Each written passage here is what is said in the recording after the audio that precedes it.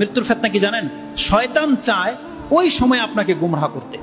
এই জন্য রাসূলুল্লাহ সাল্লাল্লাহু আলাইহি সাল্লাম যখন জেনেছেন যে মৃত্যুরও ফিতনা আছে, তাই তিনি এমন কোন সালাত আদায় করেননি যেই সালাতে তিনি মৃত্যুর ফিতনা থেকে আল্লাহর কাছে আশ্রয় না চেয়েছেন।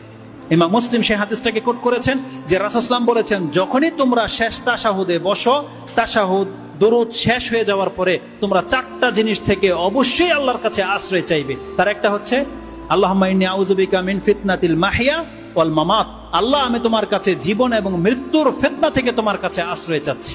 এটা অত্যন্ত জরুরি। মৃত্যুর ফিতনা থেকে যে ব্যক্তি আশ্রয় না চাইবে সে মৃত্যুর ফিতনায় পতিত হয়ে যেতে পারে।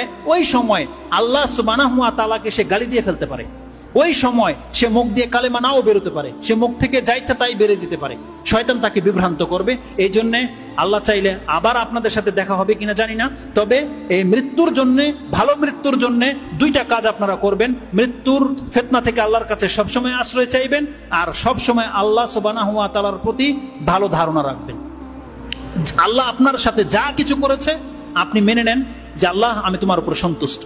মৃত্যু পর্যন্ত আপনি আল্লাহর উপর সন্তুষ্ট থাকেন এবং আপনি আশা রাখেন ইনশাআল্লাহ হলে যে আল্লাহ আপনাকে ক্ষমা করবে, এই আশা নিয়ে বেঁচে থাকবেন। যখন তখন আল্লাহর কাছে ক্ষমা চাইবেন এবং আপনি মরে যাবেন এটা ভেবে পৃথিবীতে চলাফেরা করেন। ইনশাআল্লাহ আজিজ, এটা যতদিন আমাদের স্মরণ থাকবে আমাদের পাপ অতটা হবে না যতটা পাপ হয় আমরা মৃত্যুকে ভুলে গেলে আল্লাহর সামনে দাঁড়াতে হবে। এটা আমরা যখন ভুলে যাই তখনই আমাদের দ্বারা পাপ হয়।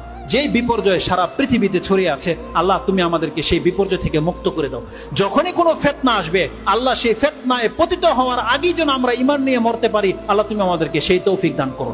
এবং আল্লাহ তুমি আমাদের গুনাহ খাতাগুলোকে মাফ করে দাও। এবং যারাই আমরা মুসলিম ঘরের সন্তান, আল্লাহ এই ঈমানের উপরে, ইসলামের উপরে যেন আমাদের মৃত্যু হয়, আল্লাহ তুমি আমাদেরকে সেই তৌফিক দান করে দিও। সর্বশেষ একটা আয়াত শুধু বাকি থেকে গেছে, এটা বলাই হয় না, যেটা শুরু করেছিলাম, আর এটা প্রত্যেক খুতবায় আপনাদেরকে শোনানো হয়। কি? ইয়া আইয়ুহাল্লাযীনা আমানুত্তাকুল্লাহা হাক্কা তুকাতিহ ওয়া লা তামুতুন্না ইল্লা ওয়া আনতুম মুসলিমুন। দেখো মরবে তো সবাই, বান্দা আল্লাহ আমাদেরকে মেসেজ দিয়েছে, বান্দা তুমি মুসলমান হইয়া মইরো, মুসলিম না হইয়া তুমি মইরো না। এটা একটা চরম মেসেজ আল্লাহর পক্ষ থেকে। তার মানে কি জানেন? আপনি যদি মুসলিম হয়ে মরতে পারেন, আল্লাহ ওয়াদা করেছে বান্দা তোর পাপগুলোকে মাফ করে দেব। কিন্তু শর্ত হচ্ছে আমাদেরকে মুসলিম হইতে হবে। ইসলামের বিপক্ষে কোনো কথা বলবেন না, আল্লাহ এবং কোরআন রাসূল ইসলামের বিপক্ষে কোনোদিন পদক্ষেপ নেবেন না। আমাদেরকে মুসলিম হয়ে মরতে হবে, তারপর আল্লাহর কাছে ক্ষমার আশা করতে হবে। আল্লাহ সুবহানাহু ওয়া তাআলা যেন আমাদেরকে ক্ষমা করেন। ইয়া রাব্বাল আলামিন, সুবহানা রাব্বিকা রাব্বিল ইজ্জাতি আম্মা ইয়াসিফুন ওয়া সালামুন আলাল মুরসালিন, আলহামদুলিল্লাহি রাব্বিল আলামিন।